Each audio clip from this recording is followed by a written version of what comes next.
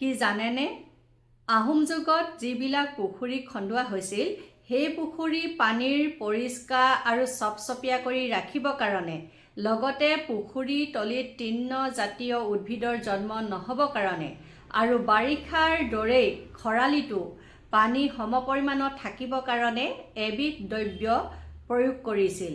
সেই দ্ৰব্যবিধ প্ৰয়োগ কৰিবৰ কাৰণে আহোম যুগত এখেল লোক আছিল, তেওঁলোকক ৰধলা বুলি কোৱা হৈছিল। যেতিয়া পুখুৰীটো খান্দি শেষ হৈছিল তেতিয়া পুখুৰীৰ পৰিমাণ অনুসৰি বাঁহৰ চুঙাত ভৰাই লৈ যোৱা ৰহ বা পাৰা নাগমাৰিডালৰ ওচৰত ঢালিছিল।